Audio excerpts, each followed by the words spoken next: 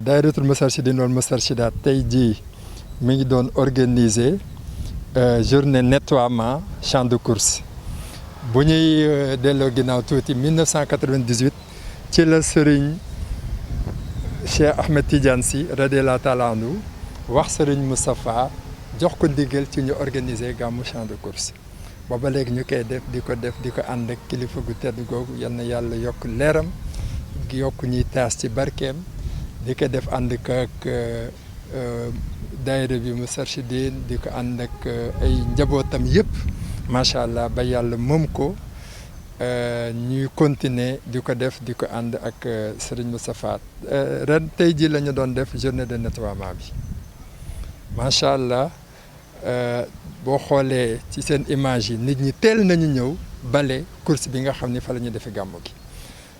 yonent bi sallallahu alayhi wa sallam buñ ko tuddee tudd set buñ ko tuddee tudd ordre buñ ko tuddee tudd discipline wa innaka la ala xuluqin azim dafa symboliser woon set daf ko bëggoon ba tax ma naan an nazafatu min al iman nee na set ci ngëm la bokk kooku nag fa ñu war a organiser anniversaire yu juddoom dafa war a sell rawatina li Serigne Cheikh Ahmed Tidiane Sy ni woon yonent bi sallallahu alayhi wa sallam fu ñu koy màggali fu ñu màggali juddoom fu ñu ko tàntale donte juróom minute sax dina fa teew donte juróom minute dina fa teew looloo tax xam ni dina fa teew moo tax ñu xëy rek bale ko nit ñi fu nekk ñu jóge fi ñëw rek bale ko ba mu set ngir yàlla ak jëmm ju tedd googu. ren gàmmu gi dañ ko organiser ci contexte sanitaire crise sanitaire muy mbas mi loolu itam jël nañ ci mesure yu idoine parce que kilifa yi insisté nañ ci sensibiliser nañ ci njaboot yi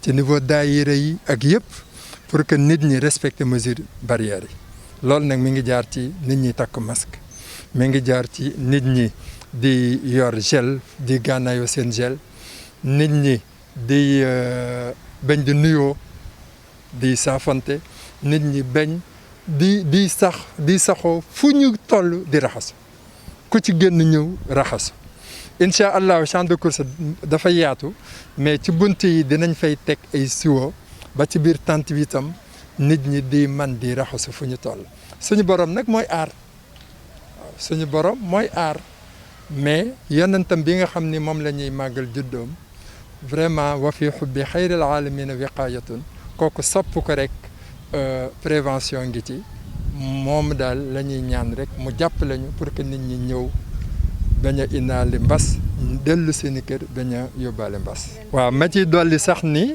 daayiratul Moustarchidine mobilisé wu na une cinquantaine de médecins ak ay pharmaciens ñoo xam ne ci daayira bi la ñu bokk ñoom it ñooy assurer la couverture médicale une cinquantaine de médecins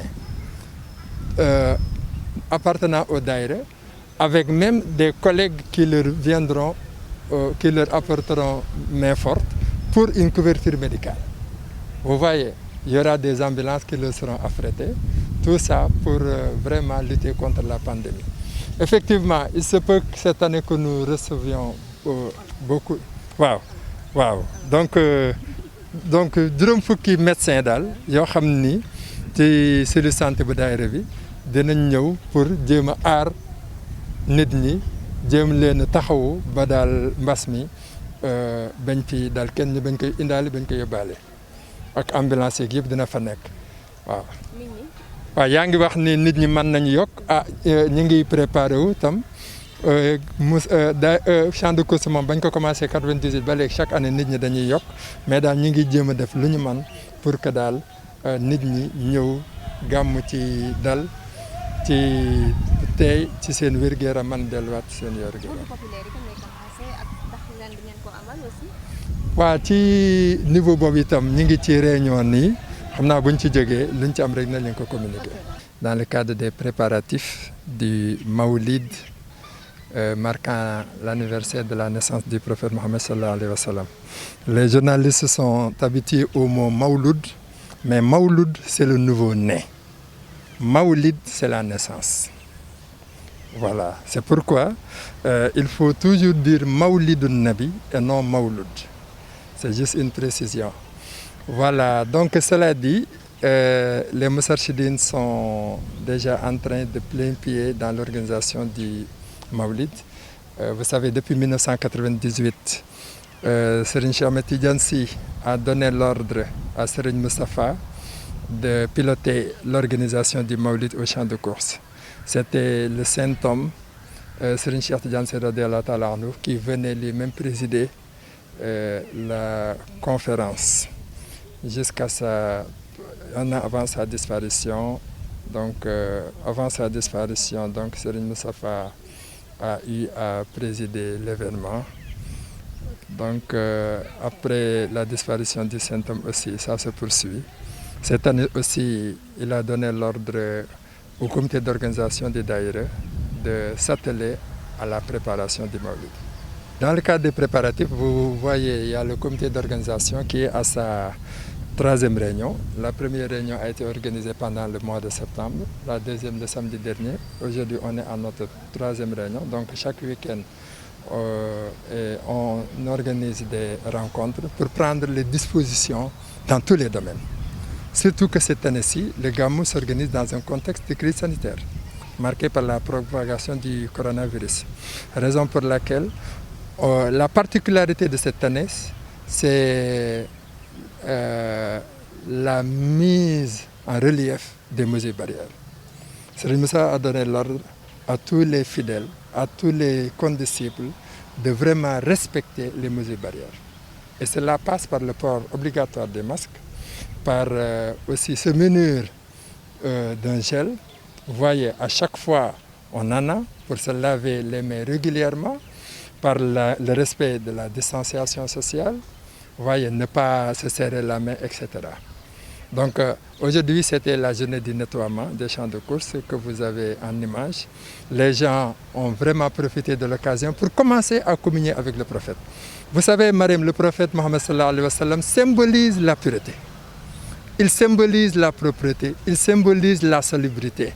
C'est pourquoi il disait An-nazafatu min al-iman, la propreté est la moitié du culte.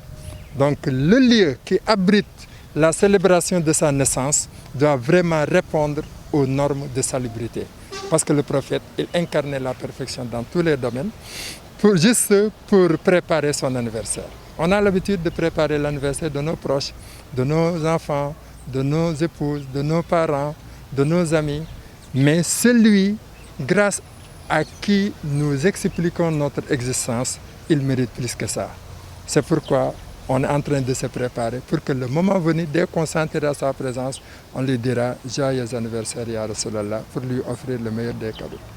Moi, je dis à vos confrères que je m'abstiens de commenter la décision du Khalif. Vraiment, jamais je ne vais commenter la décision du Khalif, encore moins les décisions qui ont été prises là-bas. Donc on se limite vraiment à la préparation du Gamou de champ de course. Donc comme vous le dites, il se peut que nous accueillions beaucoup plus de monde. Vous voyez, donc on se prépare à ça. Toutes les dispositions sont en train d'être prises. Vous savez, le Daïratul Moustarchidine wa Moustarchidat est une force de réflexion, mais aussi c'est une force d'organisation. Sur le plan de l'organisation, vraiment, nous sommes des habitués des faits. Nous avons vraiment acquis l'expérience pendant des années et des années d'organisation parce qu'on a vraiment des guides qui aiment la perfection, qui sont de vrais artistes, si on peut s'exprimer ainsi. Raison pour laquelle toutes les dispositions sont en train d'être prises pour que le Gamou se passe dans le respect des mesures barrières, mais pour que tous les fidèles qui viennent là pour communier avec le prophète, pour renouveler leur intimité avec le saint des prophètes, le sceau de la prophétie, puissent le faire dans des mesures, dans des conditions idoines et rentrer chez eux dans des conditions optimales. bi xam naa du bëri parce que tey ndigal moo ñu indi ñun Serigne Moustapha Sy mooy suñu Serigne mooy suñu kilifa moom rek la ñuy xaar lu mu wax rek ñu exécuté ko loolu moo ñu fi indi tey ji préparé Mawlud bi 2020 incha allahu rabbi loolu rek moo ñu indi ay Moustarchidine lañ ci lañ judd ci lañ yaru kon sëñ bi bu joxee ndigal rek loolu moo ñu indi incha allah amul leneen. waaw xam nga pandémie bi toll na foo xam ne nii xaw na doy waar tuuti mais incha allahu rabbi sëñ bi li mu joxee ndigal mooy ñu respecter mesures barrières yi comme ni ko kër docteur digle bu ñu àggee sa gàmm ga aussi kuy ñëw nga takk masque yor sa gel antiseptique noonu la ñu ko sëñ bi digalee incha allah te loolu lañ fas yéene def bu soobee yàlla. waaw gis nañu ni da ngay bale si. waaw Cheikh Serigne Moustapha rek moom moo sama sëriñ man Cheikh Al Maktoum Moustapha te Moura moo sama sëriñ yàlla ko yàlla may gudd fan yàlla suturaal ko bu ñuy gàmm si gàmm jàmm ñuy gàmm rek gàmm yi am suñu maam bii waaw Serigne Moustapha jaral na ma lépp jaral na ma sama bakkan waaw moo tax ma ñëw si gàmm ji nii. macha allah. dañoo ñëw bale si nag ba mu set wecc toog nag di xaar ndigal. préparé. waaw préparé gàmm gi nag di xaar ndigal suñu kilifa. waaw incha allah bàyyi xel ci mbas mi rek. bàyyi nañ ko xel bu baax a baax sóoraale nañu ko li ñu docteur wax yëpp daañu ci góorgóorlu lu nu man foo jógee. fii waa dëkk bi waaw Tiwaawan laa dëkk. waaw bëccëgu tey bi nag dañ fee ñëwoon wax dëgg yàlla ngir yàlla ak ndigalu kilifa di Cheikh Seyd Mouhamadul Moustapha Sy Maktoum mu boole ñoog suñu maam Cheikh Maktoum capitaine. wax dëgg yàlla moo ñu digal nañu ñëw nettoyer course bi bu ñu paree dem ñibbi. te loolu ngeen def. waaw loolu rek la ñuy def waaw ñu ngi commencé depuis 7h30 ci la ñu commencé wax dëgg yàlla. man la Mor Diouf dëkk fii ci kër Baba Alima waaw dañoo ñëw wuy si woote bi suñu kilifa suñu sëriñ monsieur Mouhamadou Moustapha Sy woote fii ci Tivaouane ngir lan waajal guddi gàmm muy guddi Seydina Mohamed. yaakaar naa Seydina Mohamed kenn ku ne amel na ko njukkal te bisam yaakaar naa ne ñëpp a ci war a taxaw képp koo xamante ne bii Seydina Mohamed a tax ngay def li nga doon def ci guddi gàmmu gi da nga koy yokk mais doo ko wàññi ku nit tax ngay def nag man ngaa bàyyi la nga doon def wala nga wàññi ko. kon looloo tax sëñ Moustapha Sy xam na loolu xam na kan mooy sallallahu alayhi wa sallam xam na woy juróom yeeg maamam yi ko fi jiitu woon ni ñu doon taxawee mooy jëmmal Seydina Mohamed. ak dolli ko njukkal ak sant ko orienté ci jaamu yàlla yi way juróom la ko doon àndal ba way juróom jóge fi mu taxawaay boobu kon taxawaay boobu jàpp naa ni moom da koy yokk mais du ko wàññi kon looloo waral tey mu woote ñu ñëw Tivaouane pour nettoyer course bi ak li wër Tivaouane yëpp maa ngi jógee kër Baba Alima laa jógee kon yaakaar naa ni loolu moo waral suñu teewaay tey ngir yàlla ak moom kon fu nit war a nekk te déggin message bi tey njabootam rek te am wér am kattan bu la ko sa jot maye war ngaa mën a bàyyi li ngay def nga ñëw teew Tivaouane looloo waral tey ji suñu njaboot ak suñu lépp ñu ànd ak moom ñëw teew ci barab bi ngir yàlla ak jëmmal suñu kilifa ak dégg ndigalam ak jëfe ko ci barke Yonent bi sant nañ ko gërëm nañ ko nag moom sëñ Moustapha di ko ñaanal jàmm.